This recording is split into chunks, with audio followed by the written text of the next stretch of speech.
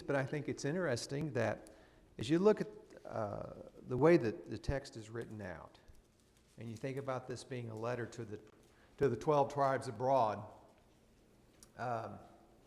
talked about maybe the time frame that this might have appeared in the hands of those who were of the diaspora that accepted Christ, had become Christians.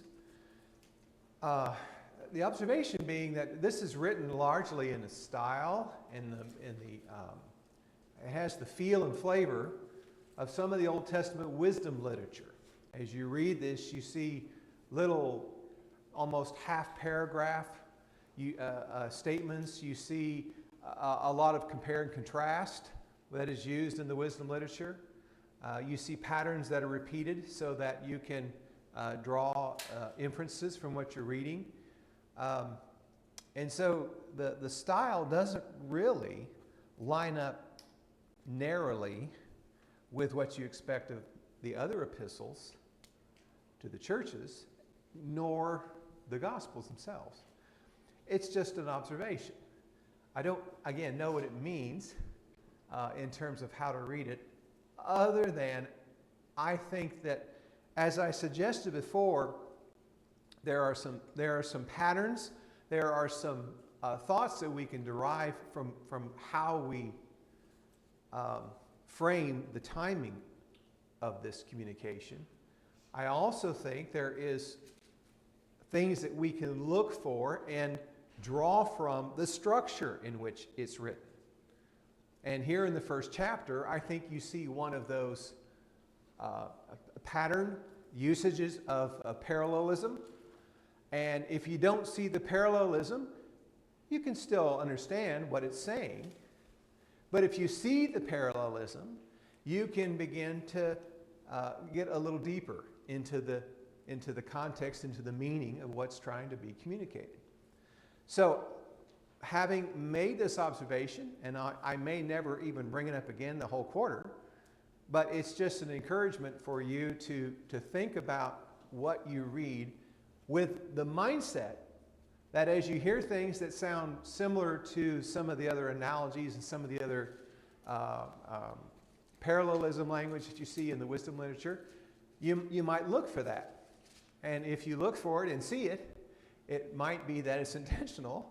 It might be that I'm reading into things as well. That's always a possibility. But I think that there's intent. There's an opportunity to draw a deeper understanding of what the text is about. And I think we may get to some of this parallelism this evening, and we may not, because I don't know if I'm ever going to finish James or if we're ever going to get to Philemon and Titus in the course of the quarter. So we're just leaving that open for now. We began to talk about establishing the framework for this text. History says that James, the brother of Jesus, was martyred or killed for his convictions. And there are different historians that have different accounts of what that looked like. But I also want to draw your attention to that there are other indications of the timing of this writing that are not in the early chapters, but they're in the later chapters, in particular chapter 5. And when we get there, we'll spend more time dealing with that. But in terms of establishing this as one of the earlier, if not one of the earliest writings, I used as chapter 2 the support for that premise. I would also point to James chapter 5 to use as a supporting evidence that this is not a late writing to the churches, but an earlier writing to the churches.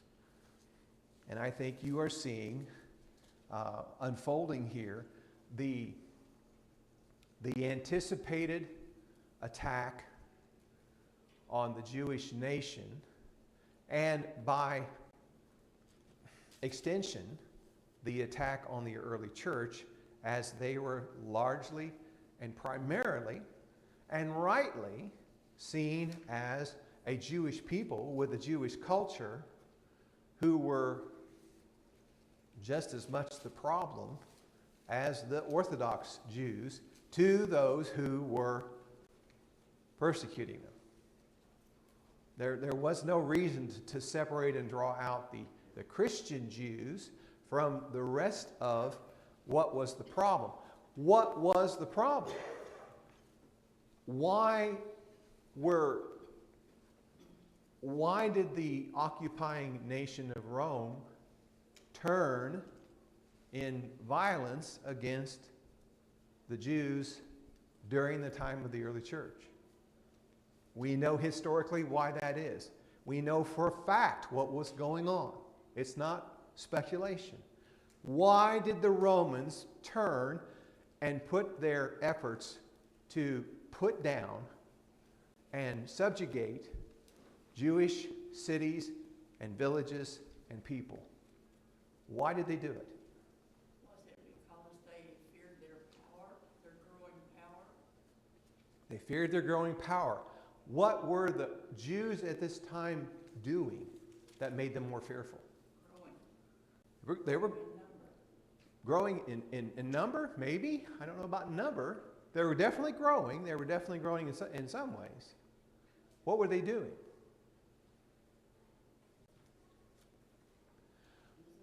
Businesses maybe? Huh? Maybe businesses, I don't know. No, not necessarily businesses. What were the admonitions that were given about the true Messiah and there being also false messiahs? What was that all about? There will arise among you men who do what? Get followers behind themselves. What were these early false messiahs doing with this movement, with this effort? Were they a religious movement predominantly? What were they doing? Probably more in terms of creating a following, and the following brought with it agitation and power and unrest. Agitation, power, and unrest. What was their goal? What was the goal of all, I'll say all, because I don't know of any exceptions. What was the goal of at least the great majority of the false messiahs and those that were drawing up bands of men behind them? What were they trying to do? Throw Rome out of Israel. This was a period of history when there was a reconcerted effort. It had gone on for how long? Ever since Rome got there. But there was a reconcerted effort in guerrilla warfare. Garrisons of Roman soldiers were being attacked. Those that were traveling the open road was becoming a very dangerous place. And it wasn't just because of bands of robbers and thieves, it's because there was an open conflict between the zealots and those that supported the idea of Jewish nationalism, who were creating a lot of trouble, attacking Roman positions and Roman soldiers, and in return, the Romans began ramping up their retaliation and their attempt to put down the insurrection. This had been part of Jewish life now for hundreds of years. But this particular point in time was a time when it was more prevalent than it had been in, I would argue, the prior generation. Even the early ministry of Jesus, I would argue.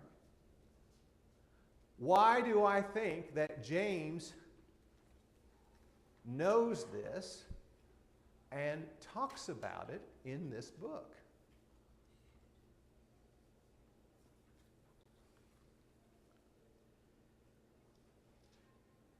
What's he saying to these folks?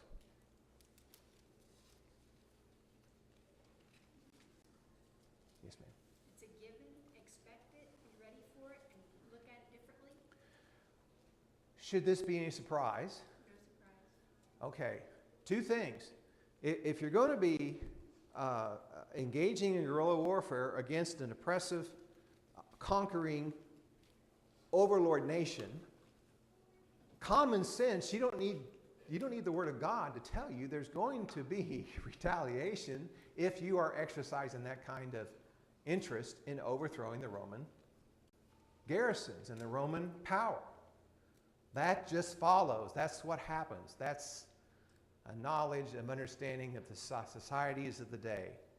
This was not being done in a corner or being done in secret.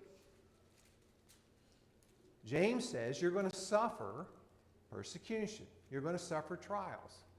Especially you who are the Jews of the Dispersia. He's addressing them specifically. Okay? And he says this is coming. Let's just not put our head in the sand and forget history when we try to understand why these times were so difficult. They were difficult because they were making it difficult for themselves. They were making it difficult for themselves because they believed with passion that it was God's will that they not remain under Roman control. And they should be pushed out of Judea and the surrounding lands. And so this is the result. James 5 specifically talks, there's several references, and I'll mention it because it's the same letter. We don't have to wait till then, because I'm trying to establish again a framework by which to consider what we're reading. James 5 says things about having stored up treasures for the last days in verse 2. Verse 7 is a reference to the coming of the Lord. There's a reference there more about being patient. Again, verse 8, you be patient, strengthen your hearts, for the coming of the Lord is at hand. Don't complain, brethren, against one another, that you yourselves may not be judged. Behold, the judge is standing right at the door. There is a sense of urgency in this letter because of the judgments that were coming against the nation of Israel. This makes no sense if you try to read this and say, well, that's the second coming of Christ. That's the end of the world. That is total nonsense. That's complete nonsense. This letter, if you don't know what judgment is coming upon Israel, that's fine. But there's no way you can conclude that these persecutions and these judgments are something far off in the distance. That they're at least 2,000 years removed from the time this letter is written. That's preposterous. That makes no sense. So get that idea out of your head. You can try to convince me that 2,000 years is standing right at the door. 2,000 years is the Lord's at hand. 2,000 years is the reference that's made to Elijah in verse 17 of the times, and half a time, 3.5 years. 3.5 years is not 2,000 years. I don't think it was a literal 3.5 years necessarily. I don't know that it wasn't. But what I'm telling you is there is no way a reasonable person would conclude that James is talking about some kind of tribulation that's coming thousands of years from this point in time. That is a foregone conclusion. Since we have the ability to look at history and know what was going on, it shouldn't take us too much trouble and too much difficulty to put two and two together and say that these tribulations were not the run-of-the-mill trials of trying to live a good Christian life in a pagan society. That's hard enough. That's bad enough. But this is worse, and this is much worse. Because these Christians are seeing their fellow Christians dying in these skirmishes. They're seeing other Christians being taken and imprisoned as cities and towns are being cleansed of the Jewish guerrilla influence that's in these communities. Rome is trying to lock this down. They don't want a full-blown warfare. They don't want to send all of the resources that Rome has at its disposal because they're fighting wars in other parts of the world at the very same time. It's like the United States or Russia or China. You got one front over here, you got another front over here, you've got some troops that are positioned. United States, we've got troops. I don't know where we all are. We're in Germany, we're in the Middle East, we're in U-boats that are in secret places that are only hundreds of miles from many of our enemies. And so we don't put all of our power in one location. We've got enemies all about us. And the Roman government had the same problem going on. If they could get this squelched without them having to send more and more resources into Palestine, they were going to be better off in defending their other positions, conserving their resources. All this is history and can be read and understood. And that is the framework, I believe, in which this is being read and being written, rather, due to the fact of the way James discusses this tribulation and how it is right at hand. It is at the door. Yes, ma'am. So, even though this is the view historically, since it's in our Bible, can we draw some sort of application for ourselves now or something in the future? Or is this just a history book? Well, how do you want to answer that? I've got my answer. I'm going to reserve it. You want to answer that? Well, I think there are people in this world now that can relate to it better than we can. In North Korea and some of the Muslim nations in Africa, I mean, they're going through some of the same things these Christians did here. Severe persecution.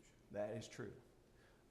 It may not be the same political context, but the results are the same in terms of the animosity that's developed toward those who hold the Christian faith. And their persecution is severe. And Christians are being killed around the world. And I don't think we should forget that. Christians are being killed in India. They're being killed in Africa. The Muslim community is not the only ones that persecute Christianity around the globe. And it goes on. And it continues. And it's hard. And for people who live in harder places than we do, where we do have troops in Germany and the Mideast and all over the world trying to secure the United States domestic security, counter terrorism, all this kind of stuff that we do. We pour billions of dollars of our assets and our capital into these things. We do this so that we can live a peaceful life. And many people don't live a peaceful life. So absolutely there's application because it still goes on today. It's not a new problem. What does warfare do to people? You think about, did I talk about this the other day or was it in my head? You can look back at some of the newsreels from World War II. And you look at how the Luftwaffe was just focused on breaking Great Britain's back because they saw them as the key to Europe just folding in their presence if they could break Great Britain's back. Carpet bombing every night. Airplanes 15, 20,000 feet in the air, however, whatever their ceiling was. And you get up in the morning and you dig out the rubble and you see which of your neighbors died in the bombing, and you see which of the businesses were destroyed, and which of the factories were blown up, and which of the schools were not going to meet today, and which of the church buildings were knocked down. And you did that day after day after day. And then you had folks like Winston Churchill and others who would get on the radio in Great Britain and they would say, "Courage, people. Courage. The sun never sets on the British Empire. We are going to prevail in all this because we are stalwart people.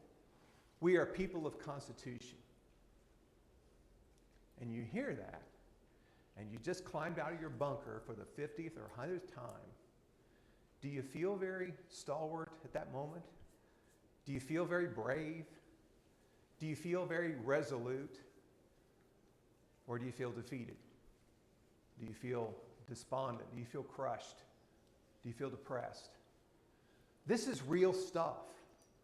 This is real stuff that impacts our spiritual nature. It has to. Trials of this magnitude must impact our spiritual well-being. They're too great.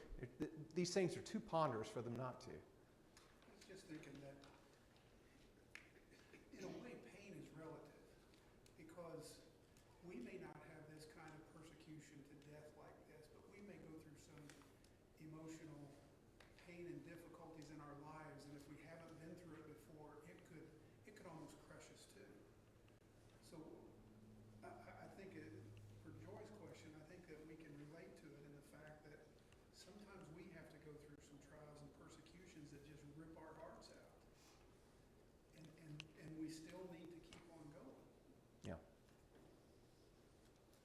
I completely agree. We don't have to experience these things. But if we can, though, read this language with the thought in our head of just how difficult it was for the people who were reading this for the first time. We may not live a life, we may live a more sheltered life, but we will have things that will crush our spirit. We will have things that will make us despondent. And if these folks were expected by James to count it all joy when these things happen, how do you think James would have addressed us when we have our troubles? Can you draw any comparison here? Yes, ma'am. Well, I do see comparison. I see that just because we think we're righteous does not mean we're not going to be persecuted just like the unrighteous. It's true. We're going to all be caught in the same net. And we are facing very bad things. And our country right now, as looked at just about like they were looking at Israel. They want to bring this country down. That's my understanding. There are cultures and subcultures that are just in complete opposition to everything that we would think is righteous and true and pure. That is true. And each generation suffers the same window by which to look through, because we always experience life through our own experiences better than we do than the lens of history or with a future forecast. But what we're living in the here and the now is the real in how we experience life. And so it's only going to be natural that we feel and we understand that kind of level of pain because we're living it. And when we talk about those who are experiencing I would argue, again, a higher magnitude of suffering than we typically do. If they can do it, what does that say about God's support and God present for us in dealing with life as it hits us in 2024? If they can do it, We have to be aware and strengthen ourselves too, we do. that we can deal with it, We have to use the same tools. our own spirit and our faith. That's exactly right. Joyce has it. The same process that can bring us to a place of surrender to a life like this still needs the same tools to prevent that from happening, or to dig out of a hole that can happen.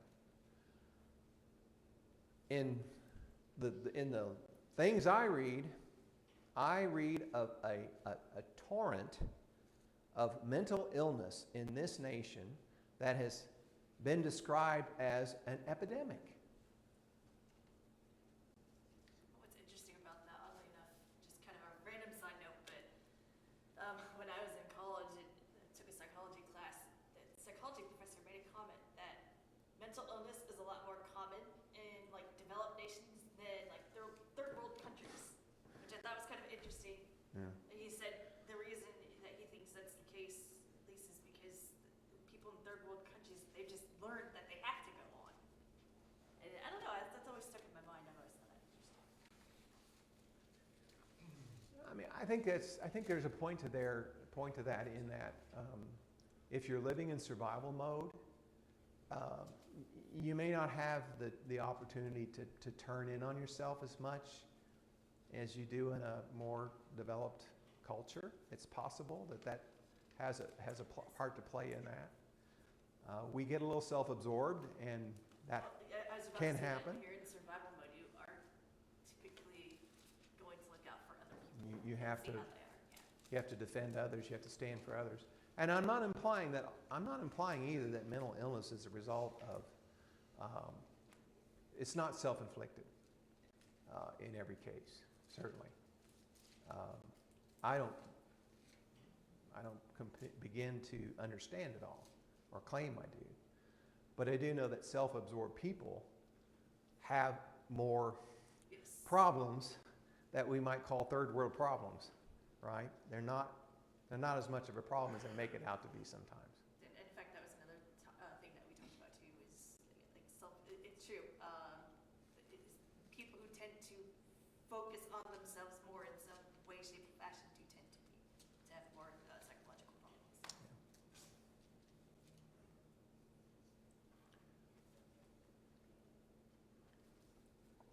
I know a lot of people will say, like, which I disagree with this for several reasons, but a lot of people will say, like, depressed people tend to be self-absorbed. I think in some cases that can be true, but in other cases not. It depends. I think that's a situational issue. I think depending on personality type and depending on your worldview, you may turn within yourself for the strength and the power to overcome some of these things rather than turning externally. And if you're turning in on yourself, you may not be able to generate that reserve or that power to overcome without help. So it can be, sometimes at least, a self-fulfilling prophecy. 2 Corinthians chapter 4 and verse 17.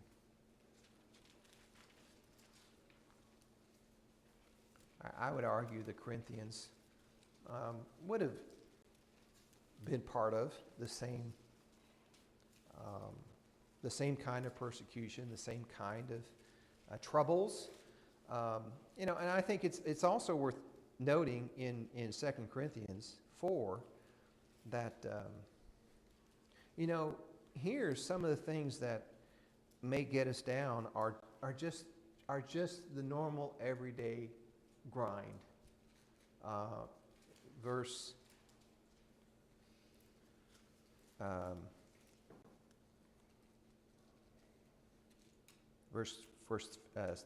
16, therefore do not lose heart, but though our outer man is decaying, yet our inner man is being renewed day by day. The outer man decaying is just a regular course of life. Again, I think the early church in Corinth probably knew some of the kind of things that James was addressing. But in this context, it sounds more like just, we're machines that are running down from the time that we're born, practically.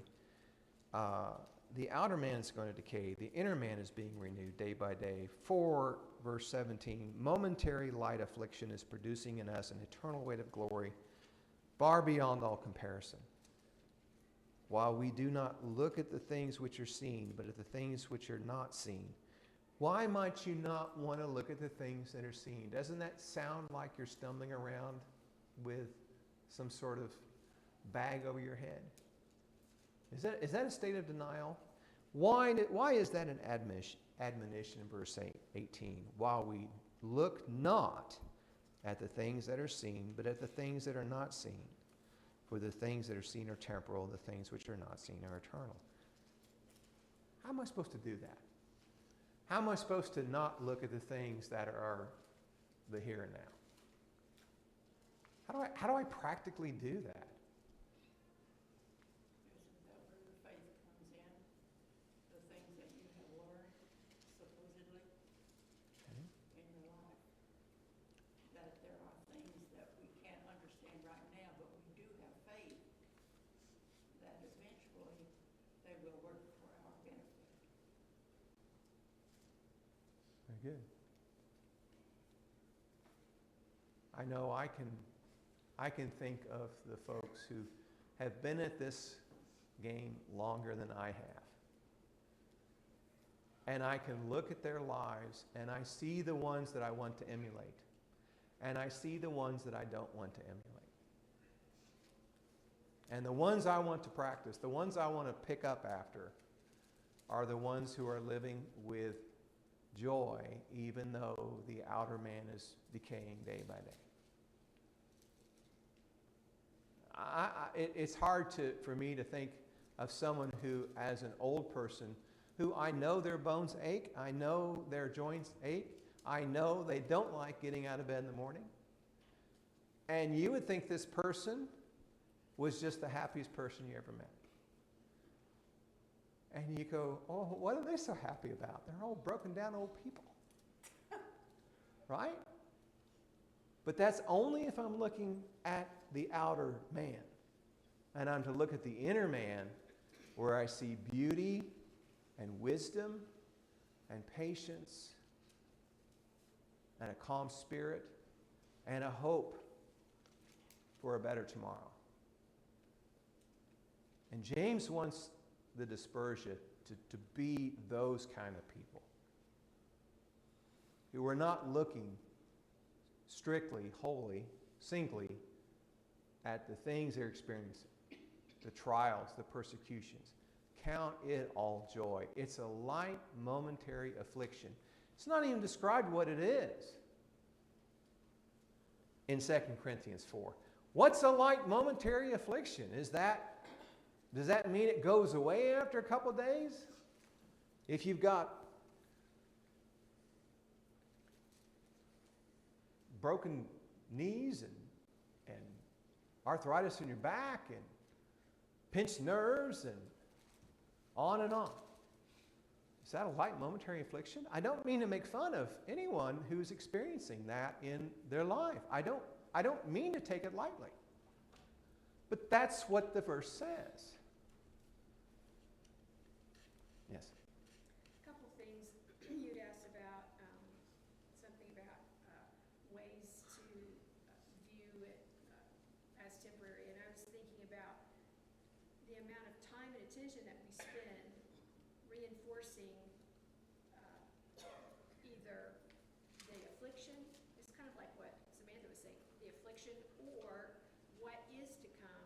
And I really like in 1 Corinthians 4:17 where it talks about light momentary affliction is preparing us for an eternal weight. I love that word because it gives a lot of power to it. It's eternal weight of glory. Yeah. Something has weight, it's got substance. It's got some oomph behind it. And it's forever. There's some real gravity there. There's really something you can lean into. Yes, Jim? And it's a comparison between light and weight. Light is for a short time, weight is for eternity. That's right. Sir. Yeah, talk about persecution. I was thinking in the early days, the days you're talking about, the greatest obstacle in the pathway of the Church of Christ, it wasn't Rome, it was the Jews who killed their own Savior. They had the Romans do it, and Paul was out killing disciples, his last campaign when he was converted. And so those Judaizers thought Jesus was an imposter, and they hated him, and if they had their way, they'd have destroyed the church. And the reason why people persecuted and killed in those days, and done it through the years, that people do not like to be told they're wrong. It's like Herod and Herodias. When John told Herod it's not lawful for you to have Herodias, that's your brother Philip's wife. Well, they both wanted to kill John, but they couldn't. But later he got it done. It cut his head off for telling the truth. They were wrong. That's what brings persecution on us.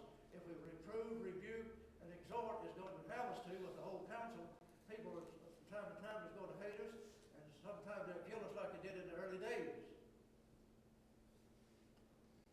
Yeah, it does happen. There, again, not so much in this nation, but there are people who are living under that severe of a persecution to where they're dying because of their faith.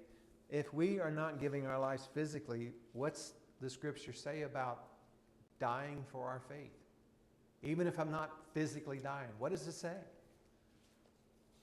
Am I not to die daily? Am I not to sacrifice my life? So, the fact that some were persecuted to the point of physical death, others were persecuted to the point of sacrificial death. They're giving up things that might be what I want, and I'm laying that aside. I'm putting that to death, putting the old man to death. So we can stay in the realm of the spiritual death and talk about that. We can talk about the physical death. We, human beings, because we live in a temporal world, tend to give a lot of weight to those who would lay down their physical lives for Jesus. And most of the time, our Lord has not asked that of me and you. Most of the time, He's asked us to lay down our our spiritual lives, that we sacrifice things, that we put away a former life. And that's given as much weight in the mind of God, as far as I can tell, as those that were martyred and actually physically put to death. I don't know that he's got a higher plane of reward for those who were murdered for their faith than those who sacrificed willingly for their faith. I don't see it anywhere. Okay, I really wanted to kind of lean into that one a lot because I think it's part, again, of the idea of setting the context for the rest of the chapters. Is there anything regarding this idea of just how tough, just how immediate was the persecution, just how imminent it was, just how they were experiencing in their daily lives, just how important it was for them to understand that they needed to let endurance have its perfect result. Perfect. We've talked about what perfect is, and it's that which has been made complete, that which is lacking nothing. And it's not me that's making it complete. It's God who is perfecting me. It's God who has the power to make up for my personal shortcomings and my own insecurities and my own inabilities, and God can perfect me in spite of myself. That's what I learned from the Scripture, and that's, I think, what James is trying to convey. But if you lack wisdom, now what's this got to do with wisdom? You got to understand this a little bit. You got to get, your mind around why suffering is seen as such a blessing by James. Because perseverance, endurance is not produced by the easy life. It's not generated by things going your way. And you're thinking, well, I'm okay with that. I would just like to have the easy life throughout all my days.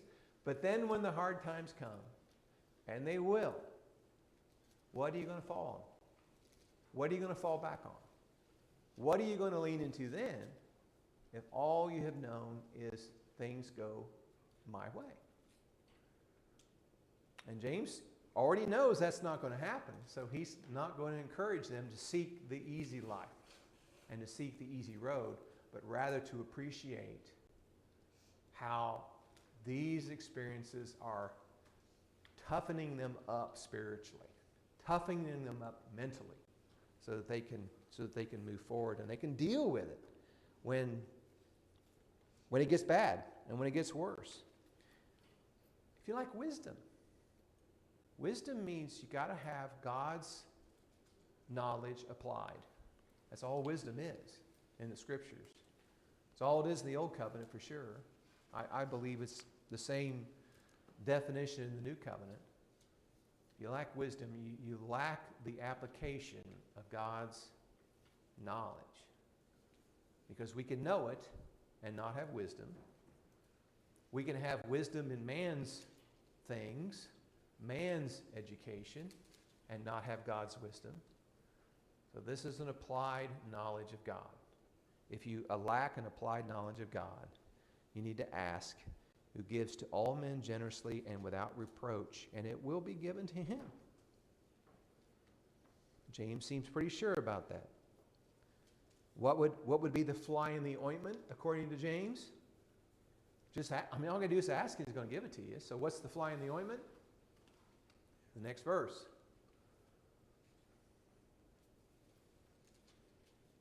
If you don't really think he's going to give it to you, if you don't really think that God answers your prayers when you say, Lord, help me know your will and how to live it, and help me to get better in that area, and you can't say that prayer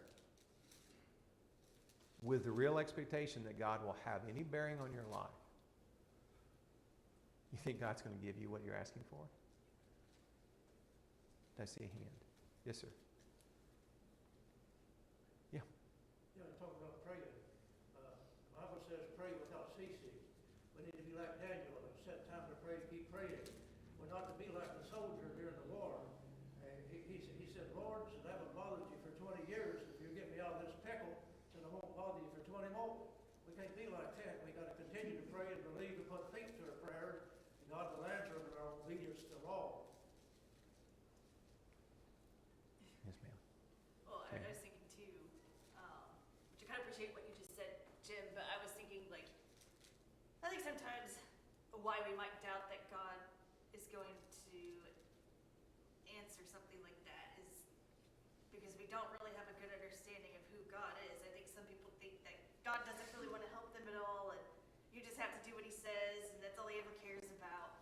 But I think, and this is something I'm learning more and more, is that God wants to help us, and he wants that relationship with us. And so I think if we're doubting that God's going to help us, then there's something is probably highly wrong with our view of who God is anyway. Yeah, I agree.